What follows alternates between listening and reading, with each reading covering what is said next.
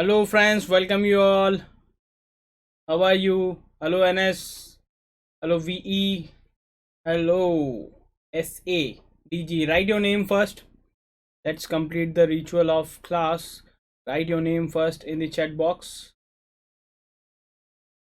Then we'll start the class. Good evening, good evening. What is your name? NS. TK. Write your name in the chat box first so that we can relate with the names. Let's start the topic. Today we are going to start the general organic chemistry. We'll start from the degree of unsaturation, and then we'll move towards GOC, that means inductive effect. Before going to inductive, we'll try to understand why we are studying GOC and why intermediates are so important to discuss. Hello Lakshman. Hello Lakshman. Hello Shiva. Oh, I like this word Shiva because it relates to me. Ashutosh is also name of Lord Shiva. Hello, hello, hello, hello Shiva. I will I'll rem I'll remember this name. NS, that means Shiva. Okay, fine. Lakshman, DG, that means Lakshman. Hello Lakshman. SA, that means Rahul. Okay, good evening. So let's start the topic.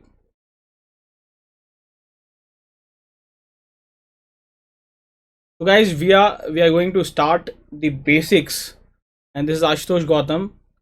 I've served 10 years in the different coaching institute like an academy and Bansal and Nucleus and all.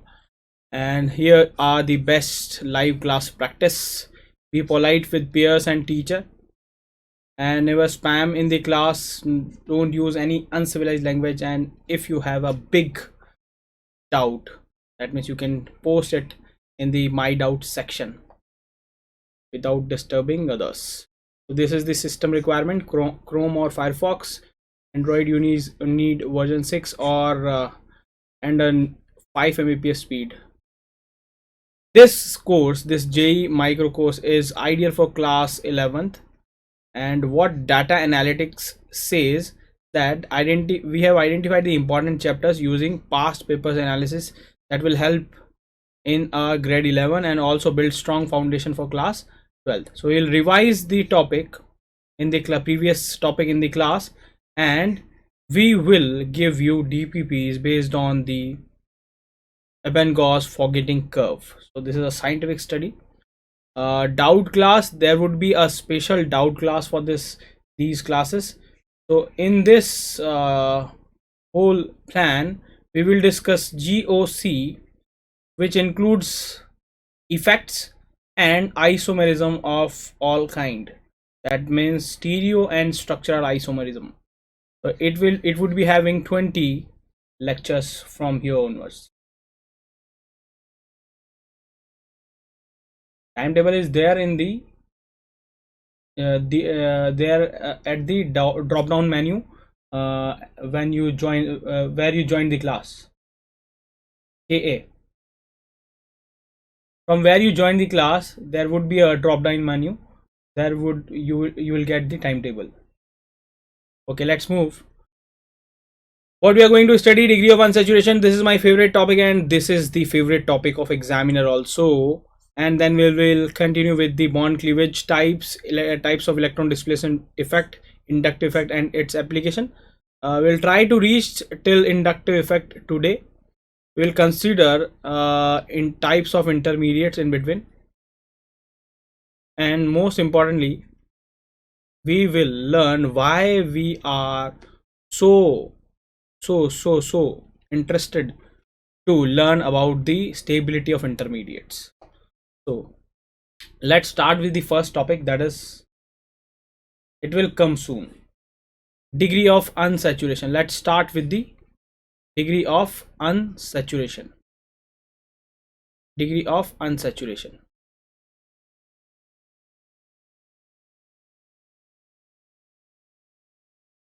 Check your mail. You might have got in your mail. Check once. Degree of unsaturation. Let's start with the degree of unsaturation. What is degree of unsaturation? This is number of H2 molecules required. This is number of H2 molecules required to convert what? Cyclic unsaturated compound into acyclic saturated. Let's have an example. We'll start with the example. For an example, alkene, to convert it into H2 hydrocarbon which is saturated, we need X moles of H2, that is 1. So here I can directly say by seeing that you can answer according to the number of pi bonds. So here number of pi bonds are 1 and there is no ring, so that's why DU would be 1. DO is otherwise called as what? Hello Anshuman. DU is otherwise called as IHD, index of hydrogen deficiency. This is otherwise called as what? Double bond equivalent. So degree of unsaturation, ISD or double bond equivalent. Secondly, if it is asked like calculate the DU of this cyclohexane, how many moles of H2 required to convert into acyclic saturated, that means C6H14, this is C6H12, that means DU would be 1. What does it mean? That means a ring, one ring is equivalent to DU 1. That means when structure is given, you need to count only rings and pi bonds. Let's have an example. If I ask what is the DU of benzene, what is the DU of benzene? Write in the chat box. What is the DU of benzene? You need to count the number of pi bonds and number of rings. If structure is given, you need to convert into C6H6 into saturated acyclic, like that means C6H14. How many H2 molecules are required to convert into this? Saturated acyclic. This is not saturated acyclic. This is cyclic. Getting my point? We need to convert into what? Acyclic. DU would be what? DU would be, yes, very correct. 3 pi bonds plus 1 ring, that would be what? 4. We need to calculate pi and ring, but this is just a trick. You cannot be so sure about this trick. For an example, let me ask one more thing. You need to count rings and pi bonds. If I ask about this cube, calculate what? DU. What would be the answer? Yes, index of hydrogen deficiency, IHD, that means index of hydrogen deficiency. Sir, can you tell which book should I prefer to crack JEE, please? Sir, for organic, the best book available is Mr. M.S. Chauhan. For question practice, calculate the DU. If you will answer according to what? Rings, there are 6 phases. That means DU would come what? 6. But this is incorrect. The DU is 5. What does it mean? This formula is not at all correct. It might confuse you. So we have other thing to answer. One more DU formula which is shown, or which usually all books prefer, that the formula is C plus 1 minus H plus X minus N divided by 2. This is the formula of DU which most book have mentioned. But my dear friends, we will not use this formula also. We have our own formula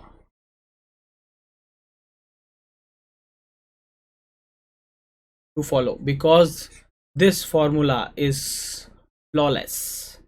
It is absolutely perfect formula which we are going to discuss, and through which calculation of du will be very interesting and easy. Firstly, the formula of du would be like this: sum up the contribution, very important word, contribution. After learning this trick, calculation of du would be what? As simple as a game. Sum of the contribution of each atom in the formula, divide by 2 plus 1. This is the formula of du. This is our own formula. The word contribution, what does it mean by contribution? Yes, the word contribution is very important. You should know the contribution of each element. It's a contribution का formula है. The contribution formula is valency minus 2. Let's have an example. Let's have an example, C5H5N. We need to calculate the du. What is the contribution of carbon here? Valency 4 minus 2, that means we will consider 2. What is the contribution of H? Valency 1 minus 2, that means minus 1. Contribution can be in minus also. Nitrogen, valency 3 minus 2, that means 1. Let's have halogen. Halogen, valency 1 minus 2, that means minus 1. Let's have an example of oxygen. Oxygen is 2 minus 2, that means 0. That's why in this formula oxygen is not present. We will not use this formula, because if boron, aluminium, phosphorus, sulfur will come, this formula will not be applicable. Qualitative and quantitative analysis, this will come in inorganic, my dear friend. Vipul sir will teach qualitative and quantitative analysis. He will teach the inorganic. I'm not the teacher for inorganic till now. So how to calculate C5H5? You know the contribution of carbon is 2, the contribution of hydrogen is minus 1, and the contribution of nitrogen is 1. So 5 2s are 10, minus 5 into minus 1, minus 5 and plus 1, divide by 2 and plus 1. Divide by 2 plus 1. The contribution is 10 minus 5 plus 1.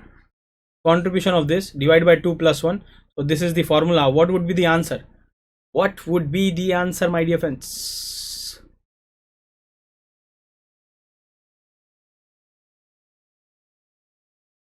Tell me. What would be the answer? Answer would be what? 4. So you can calculate the degree of unsaturation very easily. Let's come to this example. If I would have known the formula of it, it would have been easy and accurate to calculate what du. Let's have an example. 8 16, 8 2s are 16, minus 8 divide by 2 plus 1, that means 5. It is so easy. It is absolutely easy to calculate with this formula. Getting my point? Let's try. Now you try and write in the comment box the du of this.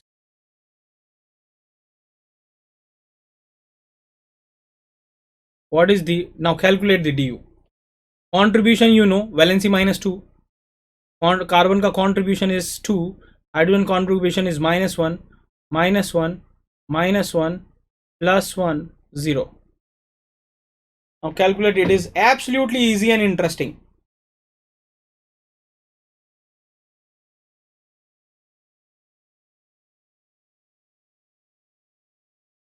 Okay. Absolutely easy. What is the answer? SA says 5. That means Rahul says 5. Rishi says 5. Okay. Rishi says 5. Shiva. Where is Shiva? Lakshman. Lakshman says 8. PK says 5. Lakshman, review it please. Shiva, review it. Let's have contribution. I have written there. That means 20 minus 11 minus 2 minus 2 plus 3 plus 0 divide by 2 plus 1. Pradeep says 5. Yes, the answer would be absolutely correct. 5. So it is as simple as that to calculate this. Let's have an example. If some structure are very confusing, you cannot calculate with these structures, you can convert it into formula and apply the formula. It would be absolutely easy. Let's have an example. If this compound is called as prism, it is prism like structure, 3D structure. If I count the rings, I may get the wrong answer, but I may get answer 5 because there are 5 phases. But if I convert it into the formula, you will find out this is an isomer of benzene. That means du would be what? 4. Getting my point? Okay, there are 2 essays. Okay, write your name. One is Rishi and the other one is Rahul, I think. Rahul. Yes, I was correct.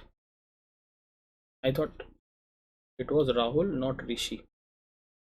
So let me give one more big example, which will contain different compounds. Let's have H36N7O16 P3S. When phosphorus and sulfur comes, you need to understand the valency of it. Here phosphorus has valency 5 and sulfur has valency what? 2. If you know the valency, you can calculate the contribution, that is valency minus 2. So the contribution would be 3 and here contribution would be what? 0. So carbon contribution is fixed 2, that is minus 1, plus 1, nitrogen 0, phosphorus, because it is showing valency 5, that means it would be, the contribution would be 3, sulfur has 0. Now calculate the du of it. Now calculate the du. Rishi, Rahul, Pradeep, Lakshman, Shiva, Pradeep. Calculate the du now. It's absolutely easy to calculate this.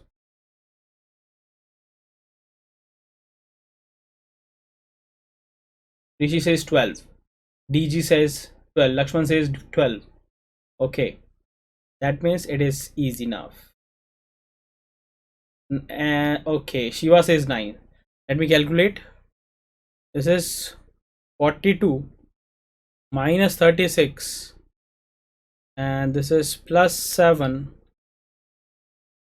plus 0 plus 9 plus 0 divided by 2 plus 1. That means answer would be what? 12. So this is the way to calculate degree of unsaturation. It might ask in a different way also. They can ask like this: to judge your love towards resonance. If it is asked like that, what would be the du of this compound? Suppose I would have gave you this, you must have converted it into what? This conjugated doubly bonded structure. That means every alternate position it must have a double bond. So what does it mean? This circle represents complete cyclic resonance. So there must be a alternate position double bond over the entire structure. Getting my point? So what would be the du of this? 4 into 3, that means 12. No, not at all. This is not the correct way. Pradeep says 10. So to convert it into this alternate, every alternate position there must be double bond. So start from anywhere and go to the entire structure. Let's say I start with from here, double bond, single bond, double bond, single bond, double bond. Now the in the other ring, this is double bond, single bond, double bond, single bond, double bond, single bond. Now this is double bond, double bond, single bond, double bond, single bond, double bond. So this is the only structure which is possible. That means there are 7 pi bonds and 3 rings. That means the answer would be what? 10. So this is the best way to answer, my dear friends. Let's move to the next topic of, let's start the GOC, which is very important. Today we'll come to know why we are actually studying the stabilities of different intermediates. Why the stability of intermediates are so important. Let's start with the types of bond cleavage. Why we are studying bond cleavage? In a successful organic reaction, bond breaks and new bonds form, AC and BD. These are old bonds break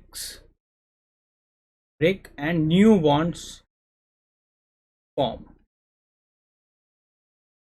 So to form a new bond, every compounds want to convert into a structure which would be what? Stable. That means these new bonds must be what? Strong, so it will form easily, and they should be comparatively weaker so that they break easily. So before learning to make an organic reaction or to draw organic reaction, we need to learn how to break a bond or how bond actually breaks. So we are going to study the types of bond cleavage. There are two types of bond cleavage. One is homolytic bond cleavage. The other one is what? Heterolytic bond cleavage. What is the difference between homolytic and heterolytic? Homolytic fission or heterolytic fission? There are two types, my dear friends. This is a very important concept. When bond forms, covalent bond forms, they have equally share of these two electrons. Let's assuming electronegativity of A is equal to electronegativity of what? B. So when bond breaks, it goes like that only. When two electron transfer in an atom, this would be shown by this double-headed arrow. When single electron transfers, it would be shown like a single-headed fishhook arrow. So it will convert into what? Radicals. These are radical species. Why they are called as radicals? Because radicals means very reactive. So they are actually free radicals. Why they are free radicals? Because they are like us. They have unpaired electrons, and every unpaired person or electrons want to get paired. So that's why they are very reactive. So these are free radicals. If they are carbon, they would be called as what? Carbon free radical. So these are actually formed between the reactions. The other one is heterolytic bond cleavage. Heterolytic bond fusion. What does it mean? When bond forms, the these electrons would be shared by A and B equally, but in case of when electronegativity of B would be more higher or higher than the electronegativity of A, the electron shifts towards B, and when bond breaks in presence of a polar solvent, which also create the polarity, which makes this boron which makes this B negative and A partially positive, and it will convert into what? A plus, snatching the electrons of A. B convert into what? Negatively charged species containing lone pair. Now this is heterolytic bond cleavage, which creates what? Cation and anion. If this cation is carbon, that means carbocation. If this anion is having carbon, that means it would be what? Carb anion. So there are three intermediates which form during the reaction. One is carbon free radical if it contains carbon. The other one can be carbocation, and the other can be carbanion. Carbocation and carbanion forms due to heterolytic bond cleavage, and homolytic bond cleavage forms what? Free radical. Now next is what? Next is very important. The conditions required for homolytic and heterolytic bond cleavage. What are the conditions required for heterolytic and homolytic bond cleavage? Very important concept. Conditions. What are the conditions required for homolytic bond cleavage? First one is electronegativity difference. For an ideal homolytic bond cleavage, it should be very less, but this is not the deciding factor. Mark my words. Electronegativity difference is not the deciding factor whether the bond will break homolytically or heterolytically. The deciding factor is what? The energy giving factor. What is the energy giving factor? In homolytic bond cleavage, high temperature or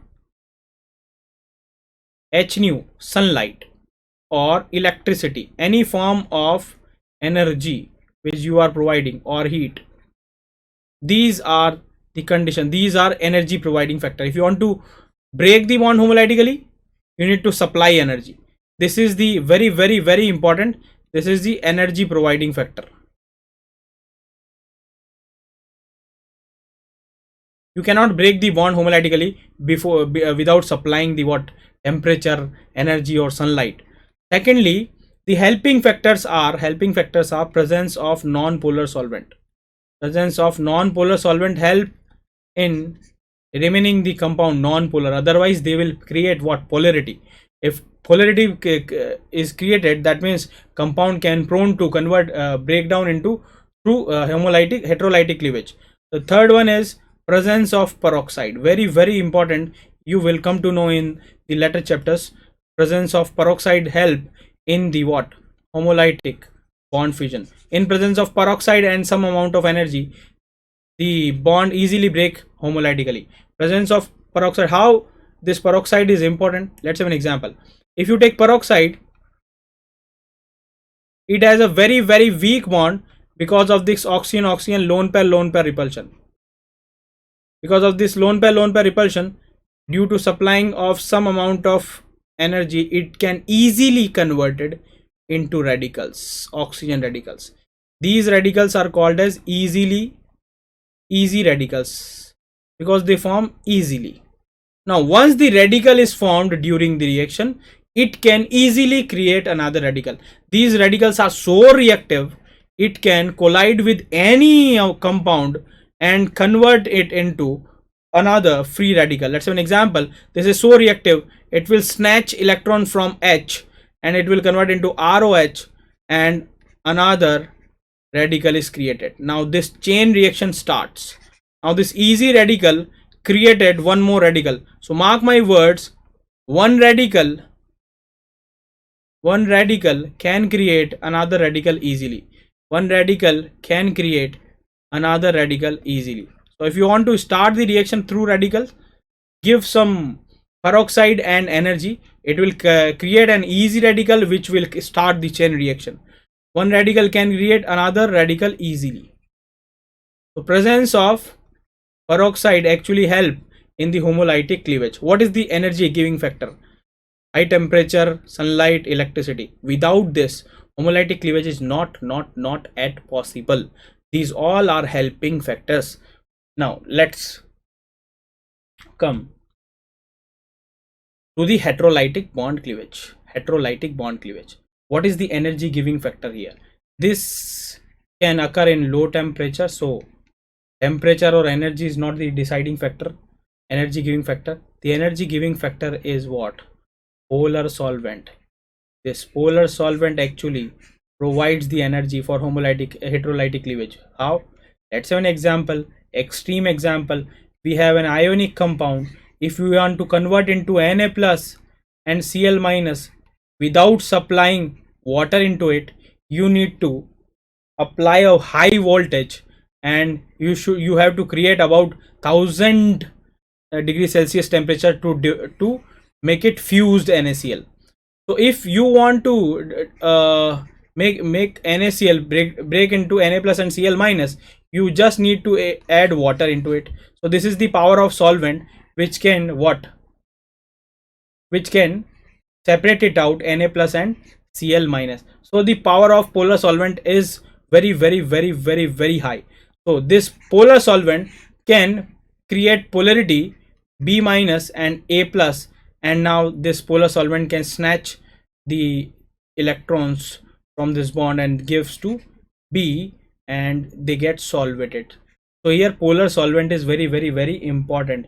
Other things are just helping factors. So how homolytic cleavage occur? Let me check. Let me tell you how this actually occur. I need one more page.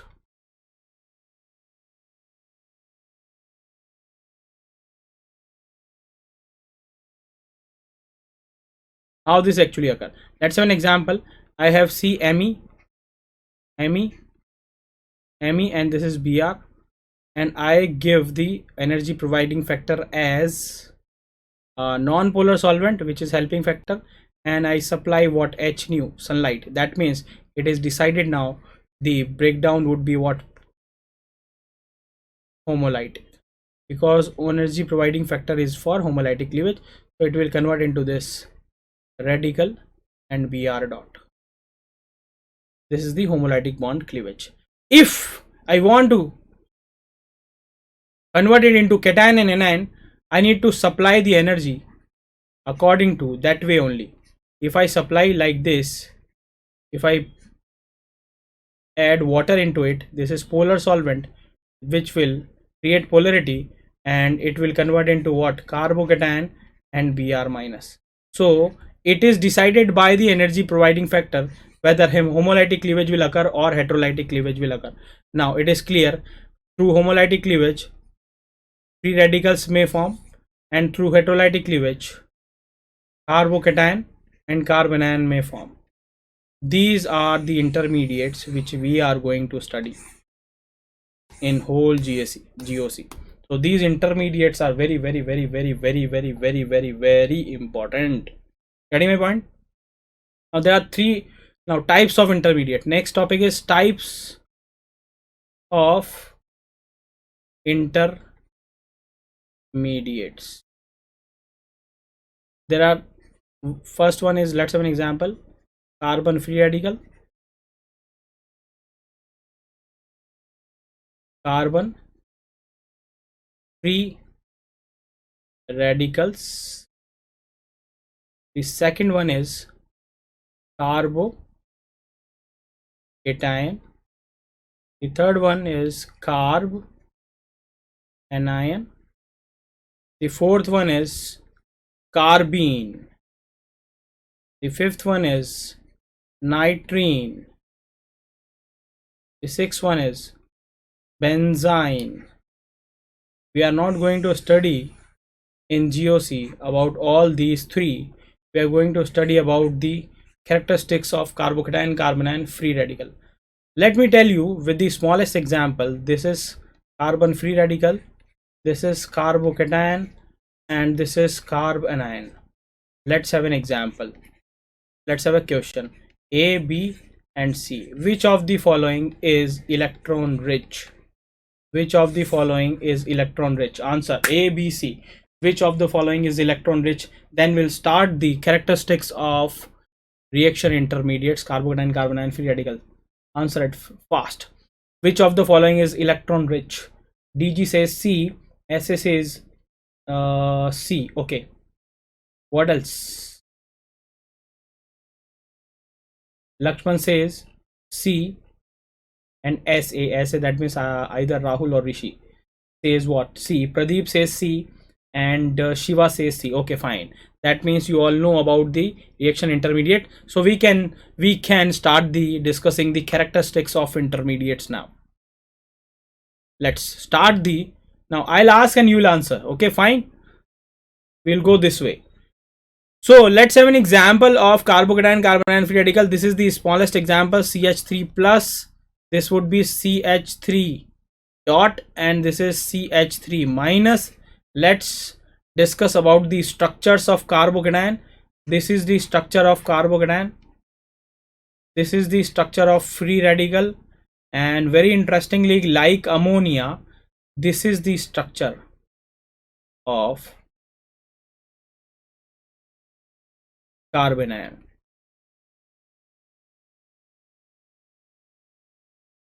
Clear? This is CH3 plus, this is CH3 dot, and CH3 minus. Considering this, you will answer this. First, I'll put some boxes. You will answer what will come in this box. Bond pair electrons. It has 3 bond pair of electrons. What about this? It has 3 bond pair electrons. Bond pair electrons are like this. This is a bond pair electron, this is a bond pair electron, this is a bond pair electron. So what about the free radical, carbon free radicals? Example, how many bond pairs are there in carbon free radical? Answer please, fast, make it fast. The first person answers, I'll move to the next part. How many bond pairs? Yes, it has 3 bond pair. Yes, yes, yes, yes. Let's move to the next part of it. It has lone pair 0. It has lone pair 1. This is, what about this? Yes, 3.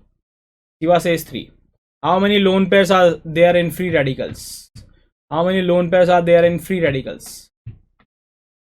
Make it fast. 0.5. 0.5 नहीं होता है. There is no 0.5 lone pair. Lone pair. If lone pair can be 0.5, that means you all are half couple. Couple means couple only. A person cannot be half couple.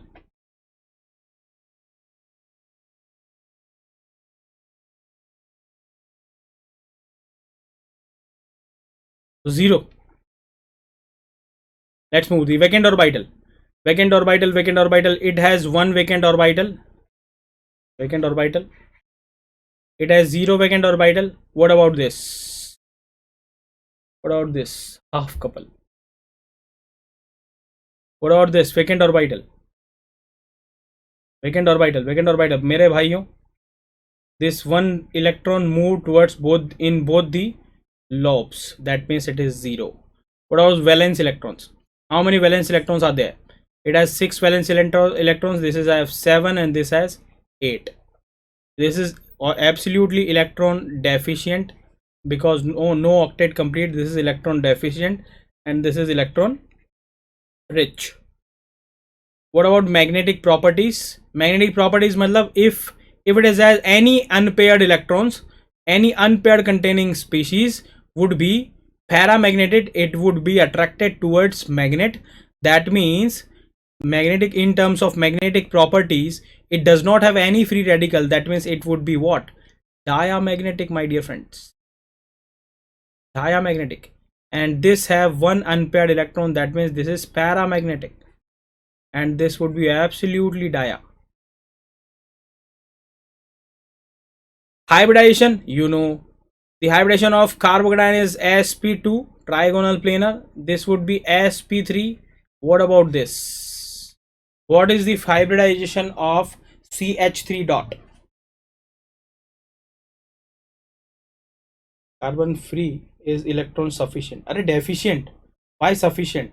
Octet complete hoga, then only it would be sufficient. Sufficient means if I have sufficient things, that means I should not try for more. Then only it would be called as sufficient. sp2, yes, it would be sp2. sp2 hybridization would be what? sp2. Beautifully answer me, what would be the hybridization of CH3 dot? Very important question. What is the hybridization of CF3 dot? What is the hybridization of CF3 dot? Very interestingly, what is the hybridization of SCF3 dot? No, the hybridization of sp3. The hybridization of SF3 is sp3. If very highly electronegative elements are combined with the carbon containing free radical, they make this radical so close to the nucleus, it has to participate in the hybridization. So it will convert into hybridization, it will participate into the hybridization. Now this radical, one electron would be in hybridized orbital if 3 fluorine would be there. So mark my words, CH3 is sp2, whereas CF3 dot is sp3, my dear friend. What is the molecular geometry? This is trigonal planar. This is trigonal planar. What is the molecular geometry of this? If you know the molecular geometry of ammonia, you can easily answer this. What would be the molecular geometry? What would be the molecular geometry? This is trigonal planar. This is trigonal planar. Tetrahedral.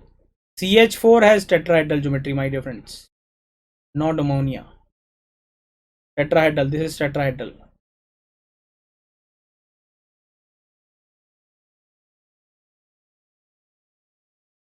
So in terms of molecular geometry, you will not count the lone pair. You will not count the lone pair, my dear friends. Like it's like ammonia.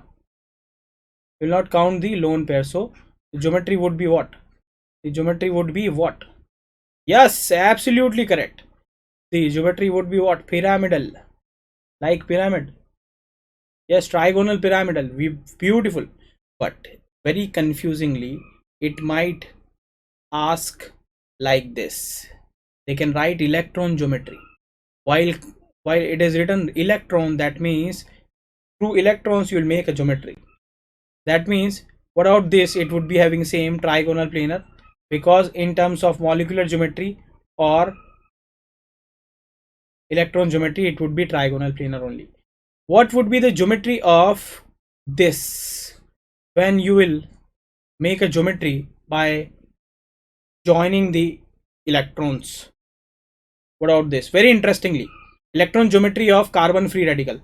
Carbon free radical, join the ends of electrons.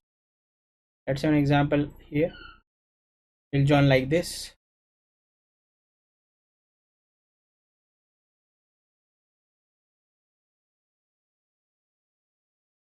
Yes, beautiful. The geometry of this would be what? Like this, electron, one electron here, one electron here, two electrons here. So that means very beautifully, like PCl5, the geometry will be trigonal bipyramidal. Yes, SA is absolutely right.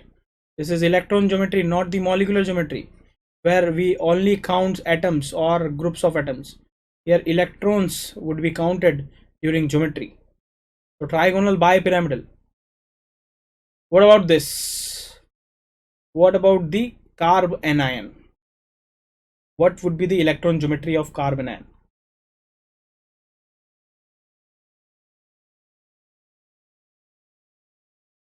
Yes, tetrahedral. Beautiful.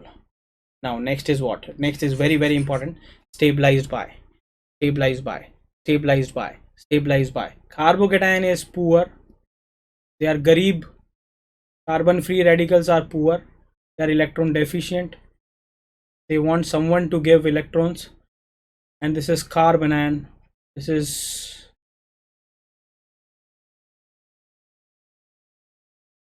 is electron rich. So we need Robin Hood to snatch some electrons from the carbanion and make it a bit poor. That means who will supply electron? This carbon deficient species would be stabilized by, they would be stabilized by electron donating groups, the electron donating effects, and they would be destabilized by electron withdrawing effect. Someone who will supply electrons to it will stabilize the electron deficient species and vice versa. What about carbanion? Carbanion means we need someone who can snatch electrons from the carbanion. That means directly proportional to electron withdrawing effect and inversely proportional to electron donating effect. That means we need to understand about the electron displacement effect to understand how to stabilize carbocation, carbanion and free radical. Very important. So we need to understand the electron donating and withdrawing effect. Getting my point? getting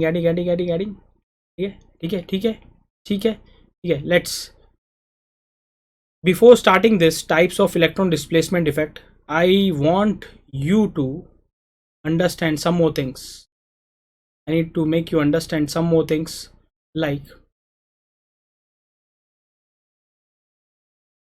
let's start one more topic, that is path of organic reaction, which is very important, which will make you clear why we are studying path of organic reaction. Let's have an example. Reactant convert into product via two pathways. One is intermediate reactant to product, and other through transition state. This is transition state, or the third pathway is both. Reaction, reactant to product, there might be intermediate formation, transition formation, or transition state formation, or both. What are intermediates? Intermediate is carbon free radicals. They are real. Their half-life is 10 to the power minus 6 second or more. They can be seen, separated, isolated. Transition state have half-life of 10 to the power minus 12 second or less. They cannot be seen, can't be seen. This is absolutely hypothetical, but we actually need this transition state. Getting my point? So reaction can occur from reactant to product via intermediate or transition state. Let me make you understand this. Let's have an example. In case of one step reaction, why this intermediate stability is important. In case of one step reaction,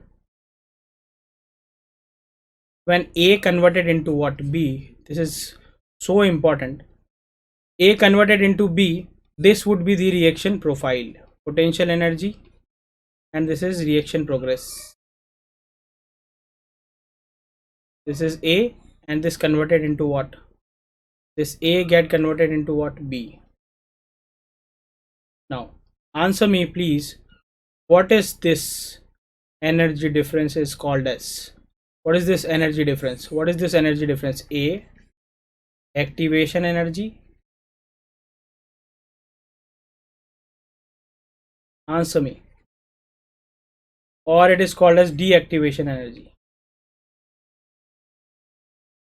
What is this energy gap is called as between this point is called as transition state.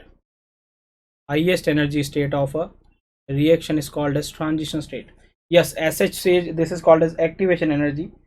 So yes, it is called as activation energy. Now the next question is, if activation energy is decreased, the rate or speed of reaction, what? The rate or speed of reaction what? Increases or decreases? Tell me. Rate or speed of reaction increases or decreases? Yes, absolutely correct. Increases. If activation energy decrease, that means less amount of energy is required to cross this energy barrier. That means speed of the reaction increases. This is very, very important and interesting fact. Let's move to the next part of it, and that is in case of two-step reaction, where this is the reaction which we will discuss in organic chemistry, two-step or multi-step reactions.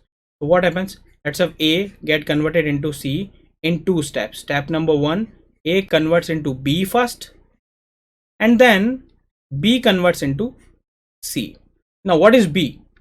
B is present in the right side of the reaction in step 1, and B is present in the left side of the reaction in the step 2. That means this B is not at all present in the reactant, neither it present in the product side. Let's say this is reactant and this is product. B is not at all there, but B comes in the stepwise left side in the step 1 and right side in the step 1 and left side in the step 2. So this is called as, now B which is present left and right both side is called intermediate, which is formed during the reaction, between the reaction, and destroyed at the last or converted into the other compound. So this is called as intermediate if it is present left or right both side. Now let's make a reaction profile to understand this progress of the reaction. This is A, now this is B, and this is C. This is A reactant, this is C product, and this is the B. Now what is this? This peak represents transition state of step 1, and this peak present transition state of 2. Now this is the point which we want to discuss.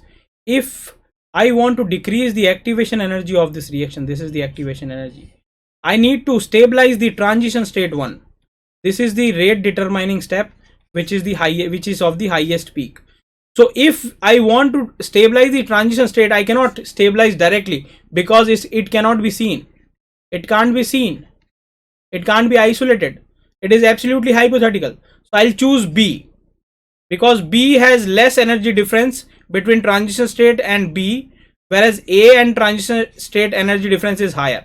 So I'll choose B and indirectly stabilize this B intermediate, which might be carbocation, carbanion, and free radical. What is in the, okay, this is potential energy. Potential energy. So if I want to stabilize indirectly the transition state so that the activation energy decreases, I will choose B, which can be seen separated, isolated. They are intermediate, and the energy difference between B and transition state is lesser compared to the transition state and A. So I'll stabilize the B, that might be carbocation, carbanion, and free radical. So stabilizing the intermediate, transition state indirectly gets stabilized and activation energy decreases, rate of reaction increases. So in the whole organic reaction, we will be discussing carbocation, carbanion, and free radical stabilities so that we can compare the transition state stabilities, so that the activation energy of the system decreases, so that the rate of reaction get increased. So we will be discussing in the organic chemistry, like one reaction formed this carbocation, the other formed this carbocation, the other last one formed this carbocation. The rate of reaction of formation of this carbocation would be in this order because of stability of the carbocation of this having more alpha H would be more stable than this and this. That means we are indirectly discussing the stability of transition state while discussing the stability of intermediates. So we need to discuss the stability of transition state actually, but we can't do that because it cannot be seen separated, isolated, because of the half-life of it, that is 10 to the power minus 12 second or less. So we are indirectly discussing the stability of intermediates. Getting my point? Getting my point? Potential energy. This is potential energy. Getting my point? Why we are discussing stabilities of intermediate in the whole organic chemistry? Because we cannot discuss the stability of transition state, which we should be doing. Getting my point? This is absolutely important point which I want to make. Clear? Let's move to the next part of it. Now we will discuss the stability of carbocation and carbanion and carbon free radical. Carbocation and carb free radical directly proportional to electron donating effect, whereas carb anion is directly proportional to electron withdrawing effect. So now we are going to study the types of electron displacement effect to know what all are the compounds which are electron donating and the other are electron withdrawing. So let's start with the electron displacement effect. There are two electron displacement effect. One is permanent, the other one is temporary. Temporary we are not going to discuss today because it would be in class 12th. This we are going to discuss. You all know the names of it. One is inductive, which is called as inductive, that would be represented as plus I and minus I. This is electron donating effect and this is electron withdrawing effect. Any positive work in this world considered as donating, or any donating work in this world considered as positive work. Any snatching or withdrawing work in this universe considered as negative. So inductive. Next one is mesomeric or resonance. They are denoted as plus M for donating or plus R, minus M or minus R for withdrawing. The next one is hyper conjugation, plus H or minus H, and last one is what? Field effect. These are the four permanent effects which we are going to discuss. The class is of 1 hour only, my dear friend. 1 hour, only 1 hour. So we would be having only 5 minutes to discuss Let's start the topic. Inductive effect. What is inductive effect? Inductive effect is sigma bond polarization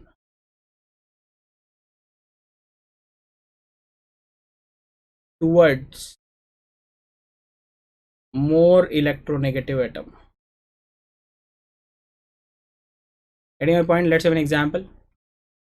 First one is, as I said, this just 5 minutes remaining. Let's have an example.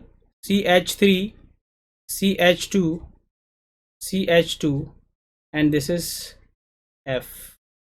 So electrons move towards more electronegative elements, so negative charge created here, which will make this positive. Now this positive charge carbocation will look for electrons from the nearby carbon, which makes partial positive charge to the second carbon, and it will look for the electrons from the third carbon, which make this partial charge here. 1 2 3. Now the most electron deficient carbon is 1, then the second, and then the third. Let me answer the electronegativity order of carbon 1, carbon 2, and carbon 3. Among all these three carbons, which carbon would be having highest electronegativity? Answer this. Sir बड़े भैया आपकी class में अलग ही जोश है. कोई बात नहीं दोस्त, सुबह से लेके शाम तक अपनी क्लास चल रही है. 11 बजे से क्लास चल रही है और मैं इस स्टूडियो में पिछले 9 बजे से हूँ और this is my last class. उफ, this is my fourth and last class. So feeling the energy, that means you all are very good students, so that the energy passes from there to here. Yes, the partial positive charge is highest in the C1, that means maximum electron deficiency. If I am maximum electron deficient, that means I will try to snatch electrons faster compared to the carbon 2 and carbon 3. So this would be the order. Now inductive effect is distance dependent effect. You can see here partial positive charge on the carbon 1 would be highest, then second, and then third. So this inductive effect is electron, this is distance dependent effect. This is distance dependent effect, and it become negligible after 3 to 4 carbon.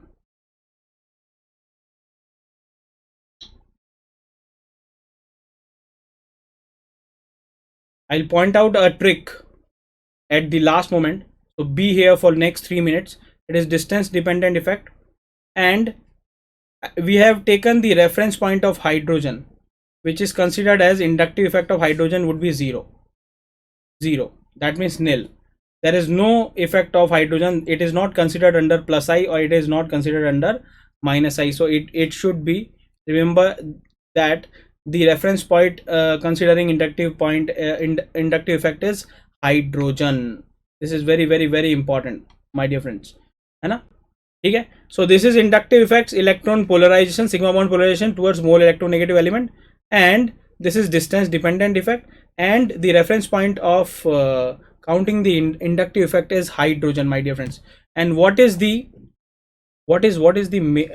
most important point or cause of inductive effect is electronegativity.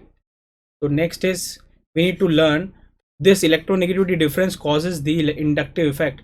So what are the types of difference in electronegativity? So one is Pauling scale. Pauling scale के according or elemental. Let's have an example. The electronegativity of carbon was given 2.5, hydrogen was 2.1, nitrogen has 3, oxygen has 3.5, fluorine has 4. But very importantly, the other part is very important. This is hybridizational. Hybridization also changes what? So hybridization also changes electronegativity. Let's have an example. Triply bonded carbon, doubly bonded carbon, and singly bonded carbon. This is sp hybridized, this is sp2, and this is sp3. Very importantly, if I draw the structure of orbitals, this would be more dumbbell in nature because of higher p character. Here the percentage S character increased, so the spherical nature increases. The last one has more percentage S character, so spherical nature further increases. It has percentage S character 50%, it has 33%, and is 25%. That's why S character increases, that's why spherical nature increases from here to there. Mark my words. What happened actually? The last electron shifted towards the nucleus. What does it mean? Percentage S character increases, that means tendency to attract electron towards the nucleus what increases or decreases? Tell me. If percentage S character increases, that means you can see the last electron shifted towards the central. Doraemon में Nobita, वाह वाह बेटा वाह, बहुत ही बढ़िया तुमने example दिया है. So if percentage S character increases, what will happen? Electronegativity increases or decreases? Yes, it will surely increase. That's why we can say the percentage S character of sp carbon is 50, so electronegativity would be highest, and that is 3.25. You need to learn this. Now sp2 is 2.75 and sp3 is 2.5. We can make a very good and important order considering these 2 points. So let's mix both the things and we make a special order N2 3. This is formula 1 N2 3. Formula 1, fluorine electronegativity 4, oxygen 3.5. This is 1. What does it mean by 1? sp1 electronegativity, sp1 carbon 3.25 here. Now this is nitrogen, considering sp3 3. This is 2. What is sp2 carbon 2.75, and this is 3 is what? sp3 carbon, that is 2.5. So this is the order which we need to learn through a trick called formula 1 N2 3. Mark my words, very important point I want to make. If I want this nitrogen electronegativity to be higher at this position, higher than the sp carbon, I need to increase the percentage S character by making the hybridization from sp3 to sp2. So nitrogen sp2 having higher electronegativity than the carbon sp. This is very important. I'll ask in the order discussion. So this is it दोस्तों. Let's move to the next part. Key points we have already discussed. We will learn the plus I and minus I order in the next lecture, but you need to learn the order before coming to the class. This is the order which we will discuss. How the order is like this only. We will discuss this, but you need to learn before coming to the class. You need to learn and you need to go through the DPPs based on this order before coming to the class, my dear friends. So this is it. Inductive effect, we will learn the inductive effect order and their application in the next class. This is it, guys. Let's call it off.